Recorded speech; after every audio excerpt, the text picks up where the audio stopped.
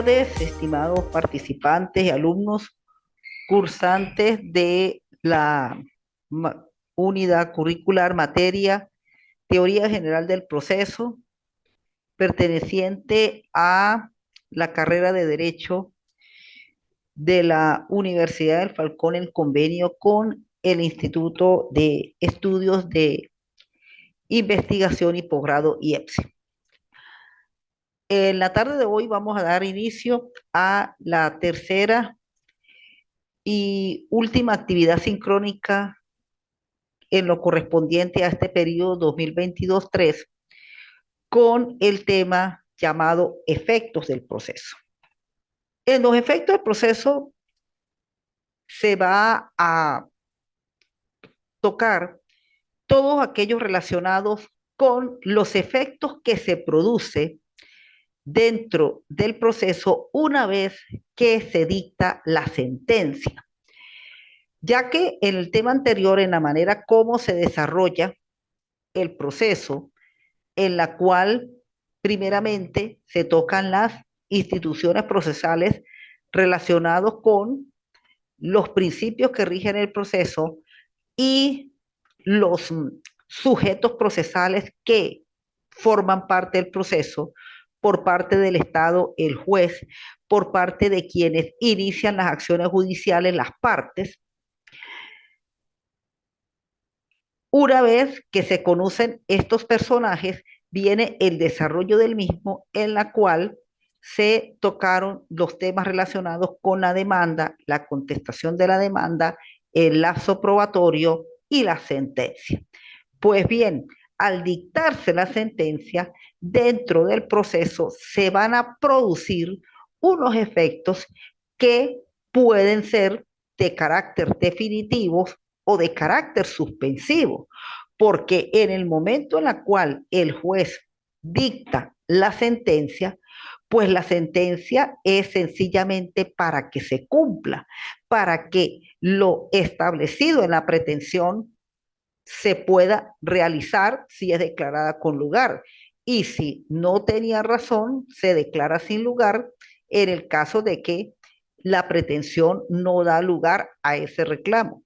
Entonces, de acuerdo con ese resultado de la sentencia, pues en el proceso se van a producir unos efectos en las cuales, primero, como se le dije, un aspecto suspensivo por el cual en el proceso se revisa la sentencia y esta se hace a través de los recursos que la propia ley establece. Por un lado, los llamados recursos ordinarios, que son los que se interponen y se llevan a cabo ante el juzgado superior, y están los llamados recursos extraordinarios que tienen una instancia y un procedimiento extraordinario específico. En el caso del recurso de casación, el Tribunal Supremo de Justicia, y en el caso del recurso de invalidación, el tribunal por el cual dictó la sentencia en primera instancia, y por medio de ese procedimiento,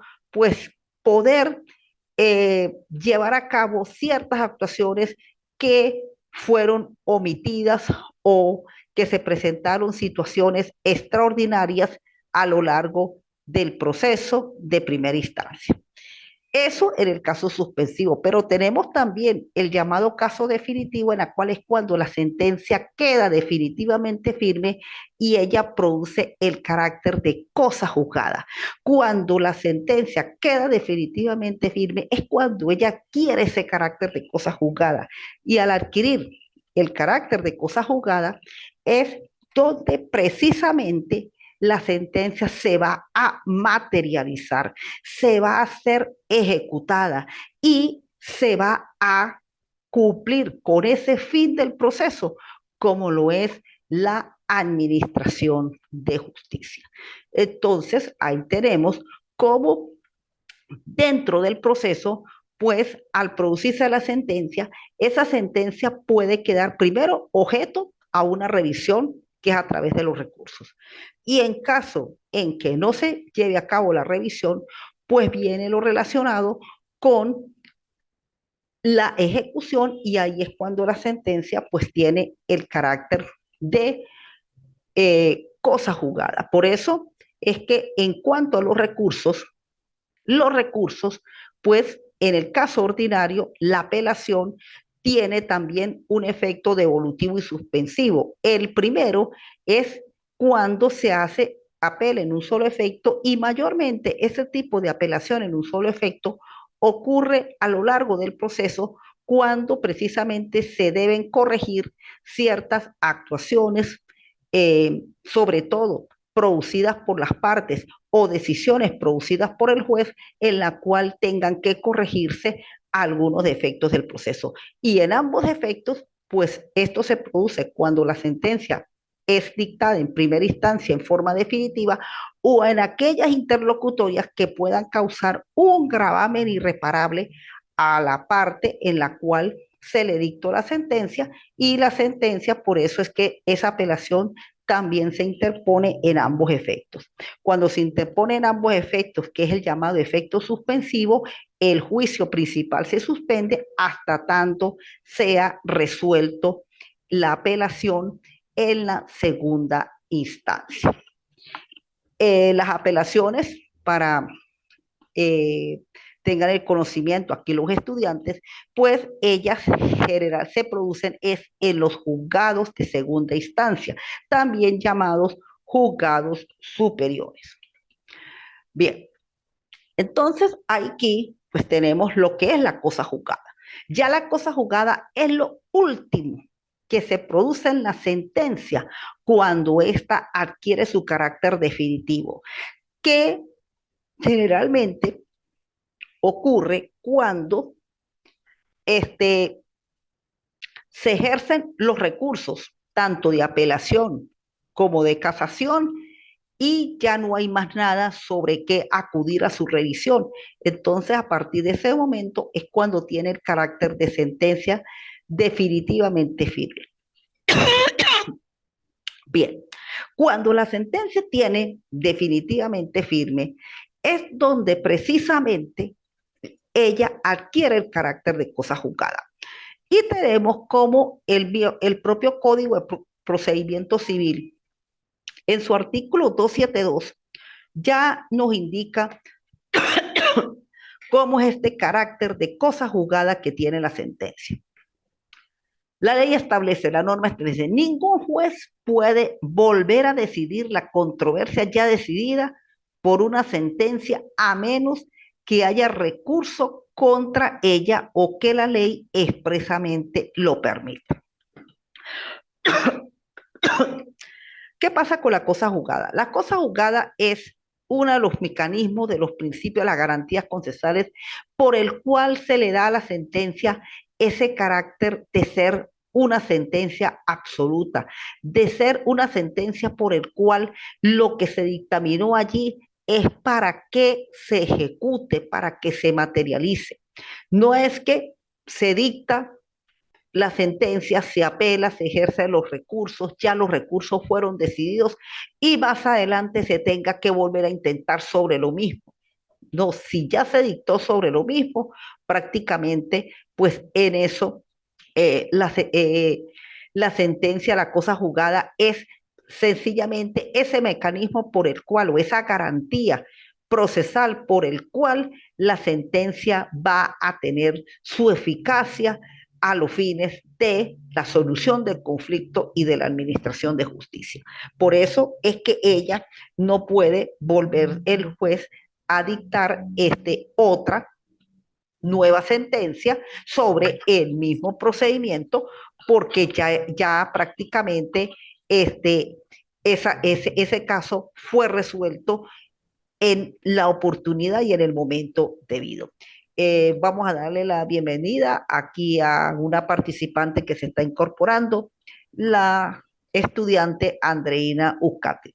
Bien, entonces, estamos dentro de elementos, están los elementos formales, los elementos materiales y naturalmente, pues, dentro de estos elementos, la cosa jugada, pues, tiene verdaderamente que tener un significado importantísimo a los fines verdaderamente de que las partes, los protagonistas de ese proceso indicado, pues ya se indiquen cómo es que ellos deben verdaderamente actuar y hacer que sus derechos e intereses sean verdaderamente ejecutados y sean materializados. Bien. La siguiente norma, el 273, la sentencia definitivamente firme es ley entre las partes en los límites de las controversias decididas y es vinculante en todo proceso futuro. Es decir, ¿cuál sería precisamente ese efecto? De que si ya se dictó una sentencia sobre determinado objeto de pretensión y se pretenda dictar que posteriormente, años después, se pretenda llevar a cabo un juicio sobre esos mismos hechos, sobre esa misma pretensión y se pretenda tener una sentencia, hay un mecanismo de defensa para un futuro proceso que es a través de la cosa juzgada en la cual no se puede volver a intentar un juicio de esa misma naturaleza posteriormente. Naturalmente, pues está lo relacionado a la condenatoria en costas, tanto a la parte que resulta perdidosa del juicio principal. La ejecución de sentencia, pues naturalmente es el mecanismo por el cual vamos a tener el efecto de la cosa juzgada y ese mecanismo de la ejecución de sentencia, pues se produce una vez que la sentencia haya quedado definitivamente firme, tenga carácter de cosa juzgada y esa sentencia va a ser ejecutada por el juez de primera instancia, el que conoció del juicio.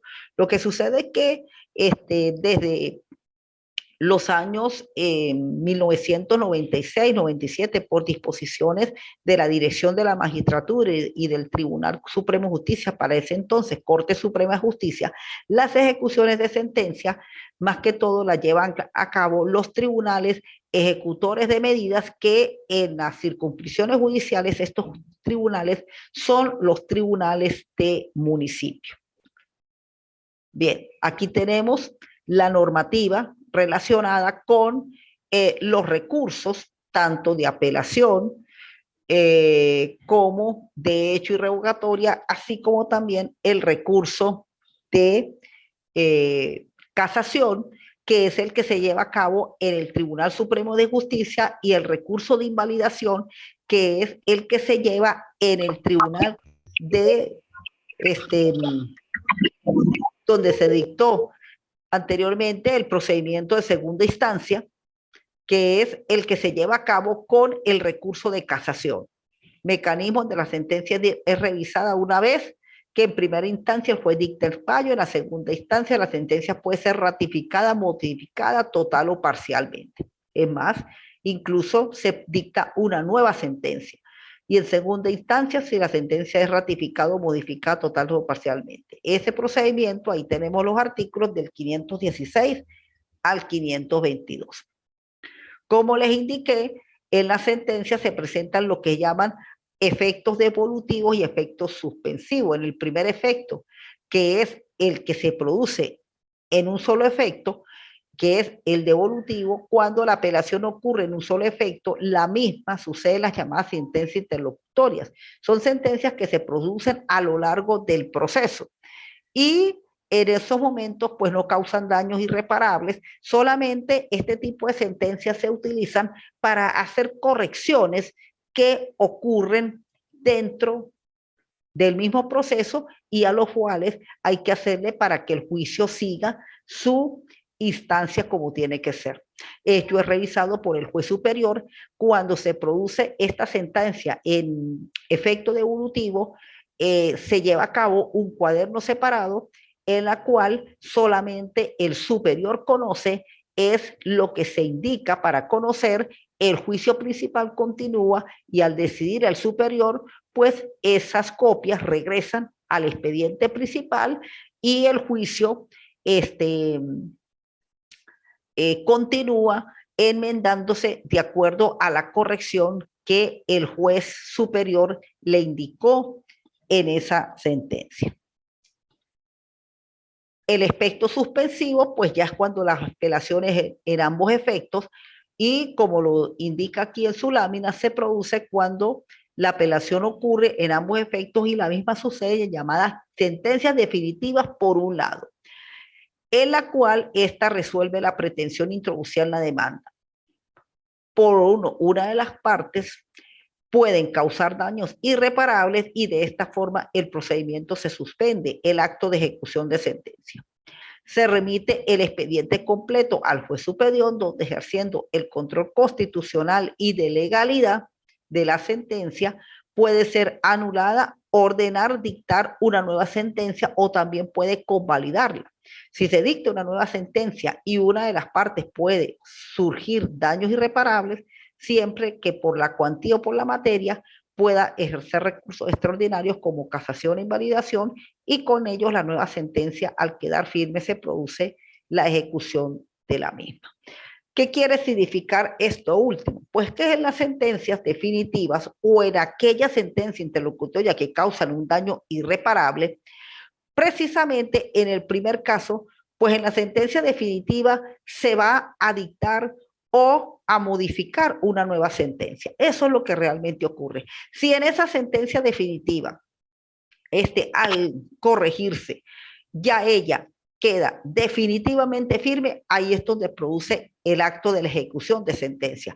Y también puede suceder en algunas sentencias interlocutorias, que son sentencias interlocutorias, son aquellas que se producen en el curso del proceso, pero que causan un daño irreparable, pues también van a tener el mismo efecto por el cual la sentencia puede ser anulada o modificada o hasta ratificada, y si por lo menos se anula la que causó el daño irreparable, pues el juicio continúa en el estado por el cual se suspendió el mismo.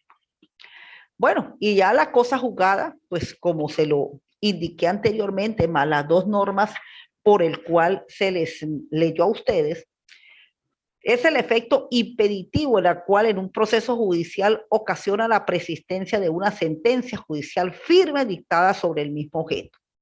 Es firme una sentencia judicial cuando en derecho no caben contra ella medios de impugnación, es decir, ya se han agotado todo lo que son los recursos ordinarios y extraordinarios que la misma sentencia puede permitir que sean utilizados.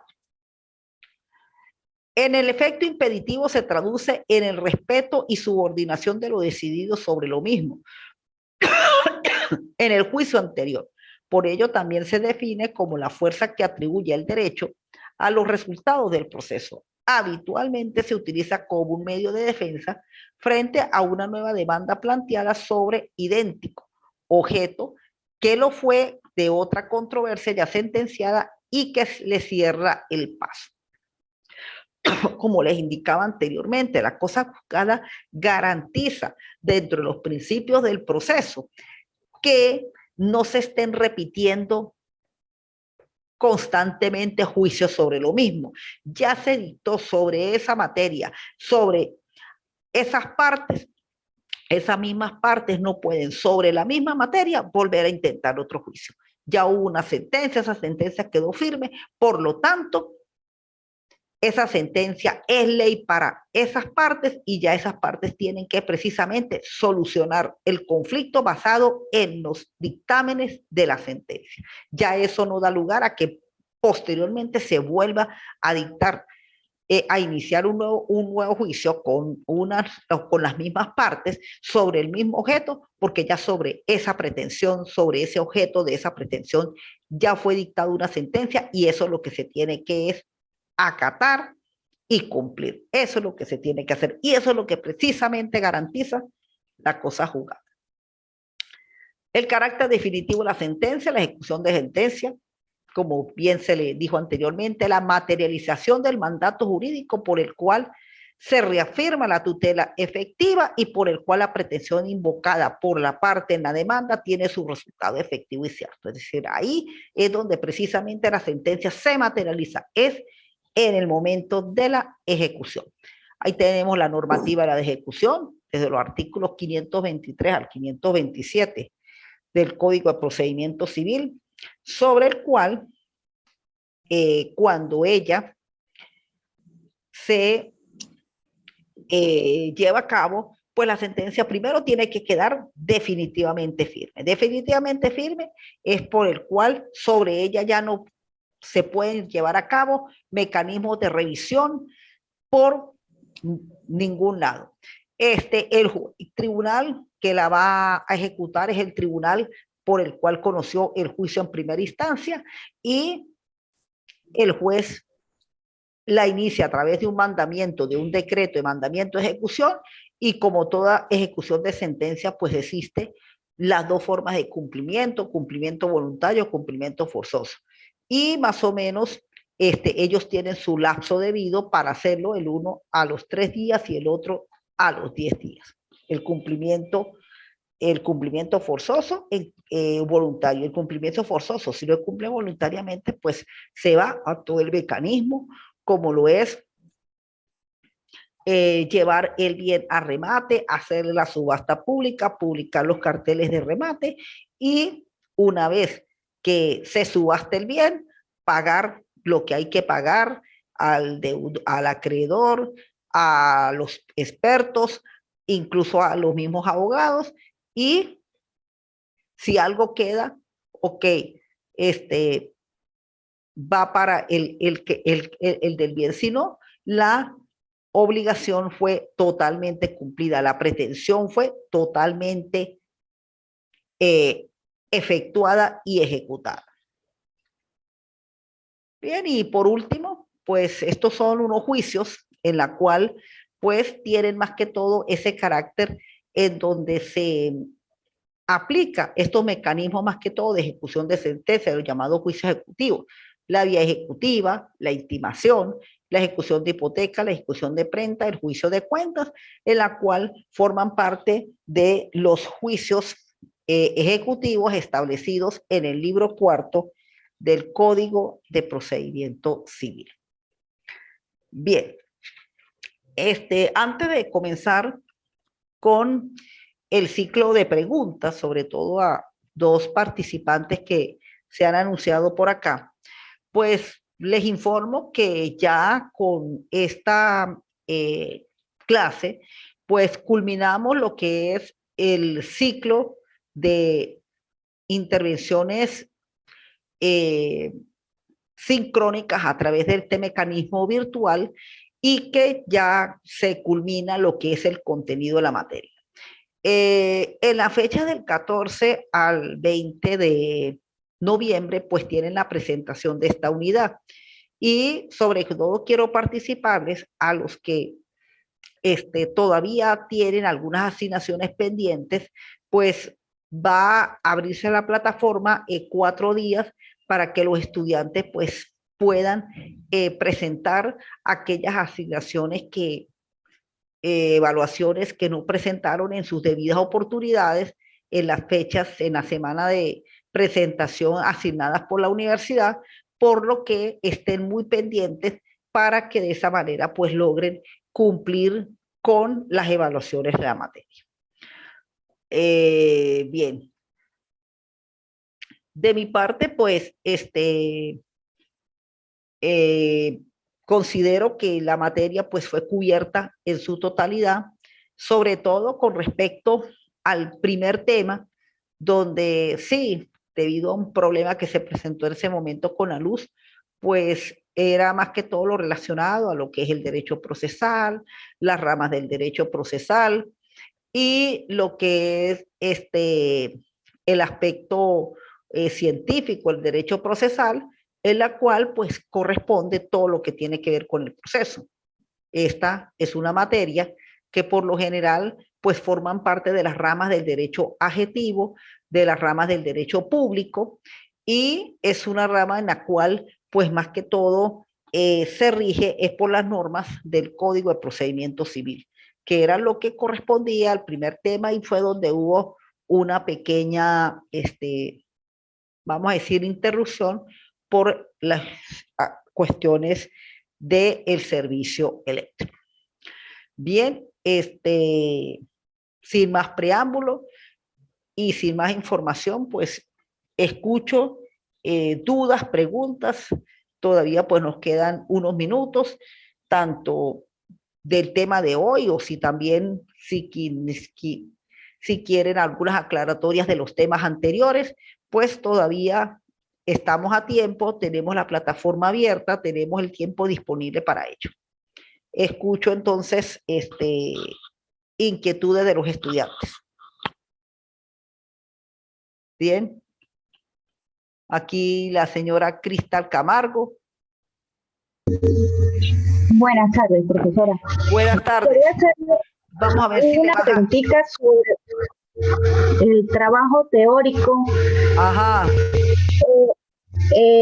Teórico, ¿sería como una exposición, hablarle del tema o tendría que ser por escrito? Bueno, no, primeramente, pues eso es un trabajo que tiene que hacerlo por escrito, porque es una actividad, como se busca. Sí, se busca más que todo que ustedes en estos tipos de trabajos, además de aplicar la norma, se acostumbran a hacer ciertos análisis y comentarios a ella. Por cierto, esta es una actividad que puede ser hasta grupal. Es decir, no solamente presentarla individualmente como las tres anteriores, sino si ustedes tienen algunos equipos de trabajo, pues también presentarlas grupal, para los efectos en la cual pues se les haga un poquito más fácil su realización. Comprendo que ya estamos en el finalización del trimestre y así como tienen para muchos esta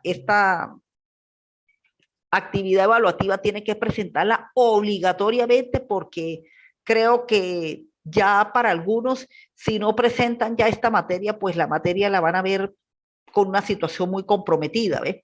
Pero sí, esa es la finalidad. La finalidad es que por lo menos se haga escrito cumpliendo las pautas de las normas APA. Yo les recomiendo que cuando vayan haciendo los trabajos, por favor, el respeto con los márgenes, la sangría, los espacios entre línea con línea, la forma de la letra. Si van a comenzar a trabajar con Arial, pues todo el trabajo tienen que hacerlo con Arial. Ustedes no pueden comenzar con Arial y después pasar a Time Robin, después pasar a Colibrí o a que son las formas que tienen los modelos, el formato de la computadora. Entonces, si se comienza con Arial, todo tiene que hacerlo con Arial. Ustedes no pueden estar primero colocando una forma, luego colocando otra, porque eso da sensación de desorden. Y la norma jurídica es para que haya orden, para que haya una sola dirección, no estar con combinaciones, porque eso a la larga se desmejora el trabajo, nos mal acostumbramos y cuando estemos en nuestra actividad profesional como abogados, pues vamos a dejar una mala sensación. Entonces, eso es un trabajo que naturalmente tiene que cumplir con su título, con su introducción, tabla de contenido que es el índice. Ahí se permiten hasta 15 páginas, se le está permitiendo, por mucho que lleguen hasta 20 páginas, pero esa es la finalidad. Pueden hacerlo individual, pueden hacerlo grupal. Si es grupal, hasta 6 personas pueden estar formando el grupito para que por lo menos sea un poco más cómodo y así pues sea presentable. Una observación: si se hace grupal, cada uno de los integrantes del grupo tiene que ir anexado ese trabajo, porque si no va anexado el trabajo de cada uno de los integrantes del grupo, entonces la nota no va a ser igual para todos. Si quieren tener todos la misma nota, en su cuenta tiene que estar indicado el trabajo. Bien, ¿alguna otra pregunta con respecto al tema, incluso con respecto a los temas anteriores, si quedó alguna duda en cuanto al tema del desarrollo del proceso, en cuanto a la constitución del proceso, lo relacionado con la acción, con las partes, lo relacionado con eh, el órgano jurisdiccional. Bien, ¿alguna otra pregunta? Había otra alumna que había conectado y creo que ya no aparece en el grupo. ¿Alguna otra pregunta?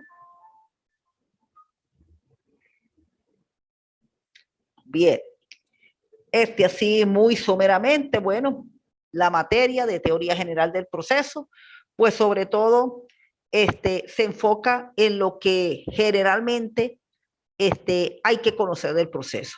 Primeramente, pues tenemos que conocer lo que es el derecho procesal, que es precisamente la ciencia de la norma jurídica que utiliza todas estas normas e instituciones creadas con el Estado con el fin de indicarle a las personas, a los sujetos, cómo es que por la vía jurisdiccional deban resolver sus conflictos cuando naturalmente dentro de esos conflictos hayan instituciones apoyados por las normas jurídicas. Eso es lo importante que tenemos que aprender, porque cuando se nos presenta la persona con el problema, pues naturalmente ese problema, ese conflicto, tiene que basarse en una relación material. ¿Y qué es una relación material? Una relación material es precisamente una institución por el cual tiene un soporte legal, tiene una norma que lo sustenta, que lo indica y que lo apoya. Por lo menos, ¿quién va a reclamar un cobro de bolívares? Que generalmente se lleva a cabo por estos llamados juicios ejecutivos. Generalmente se utiliza la intimación. Bueno, para cobrar ese dinero tiene que existir precisamente un negocio por el cual se iba a realizar. Y ese negocio tiene que estar apoyado en un documento. Porque si usted va a cobrar el dinero, pero no tiene la prueba, el documento por el cual hace constar que prestó ese dinero, entonces judicialmente va a ser muy difícil poder cobrar ese dinero. Entonces, tiene que existir el mecanismo de el préstamo. El préstamo está soportado en las normas del Código Civil para poder llevar a cabo ese juicio de cobro de bolívares. Igualmente, sucede por lo menos con quien disuelve un matrimonio, llamado a través del divorcio. Tiene que existir la relación material, que es el matrimonio. Y ese matrimonio, si está debidamente celebrado, legalizado, pues ante precisamente ante el tribunal competente, pues llevar a cabo su disolución. ¿Y cuál va a ser el tribunal competente? De acuerdo a presupuestos especiales que se presentan. Por lo menos, si esa pareja tiene hijos menores de edad, es decir, niños y adolescentes, pues la jurisdicción a interponer es sencillamente la jurisdicción especial de niños y adolescentes. Si no tiene hijos o son mayores de edad, entonces va a un tribunal ordinario de primera instancia en lo civil o de municipio, de acuerdo a la manera como se va a instaurar ese divorcio. Por eso es que tiene que existir el matrimonio, unos presupuestos especiales para utilizar cuál es la jurisdicción competente. Entonces, por eso es muy importante, y dentro del proceso, los mecanismos de la acción, los mecanismos de la jurisdicción y el proceso, porque ellos es lo que me va a indicar cómo es que se va a llevar a cabo esas actuaciones. La acción y la pretensión lo tienen son las partes. Las partes pues son precisamente las personas naturales o jurídicas que, capacitados por la ley, con sus debidos, en el ejercicio pleno de sus derechos, pueden interponer las acciones ante los órganos jurisdiccionales. Los órganos jurisdiccionales son las instituciones creadas por el Estado a través de la propia ley, a través de la Constitución y la ley, donde precisamente los jueces, basados en la competencia y en la jurisdicción, tienden a desarrollar tienden a la solución del conflicto. Y ese conflicto, ¿cómo se va a solucionar? A través del proceso que tiene una serie de actos, esos actos sustentados por las normas jurídicas, para que una vez que se lleven a cabo todos esos actos, el juez, por medio de la sentencia, dictamine si la persona que interpuso esa demanda o esa actuación judicial tiene razón o no tiene razón. Una vez que ya sabemos cómo se constituye el proceso, vamos al desarrollo. En el desarrollo hay que tomar en cuenta los principios procesales, porque los principios procesales son los mecanismos que van a garantizar que el proceso se lleve a cabo en forma legal, constitucional y debida. Los sujetos, bueno, quienes participan, están por un lado las personas y están por un lado los jueces y los que acompañan al juez, que son funcionarios del Poder Judicial. Y la manera como se desarrolla, bueno, las distintas actos o etapas que forman parte del proceso: demanda, contestación, el acto del llamamiento, que es la citación, etapa probatoria, sentencia y los efectos del proceso, los mecanismos de revisión y de cosa juzgada. Así es como se lleva a cabo el desarrollo de todo lo que es un proceso. Y lo último, bueno, las revisiones de las sentencias y el carácter definitivo de la sentencia, que es lo que tiene la cosa juzgada. Bien, ¿alguna otra pregunta? Ya que todavía pues nos quedan unos 5 minuticos para finalizar la clase. Bien.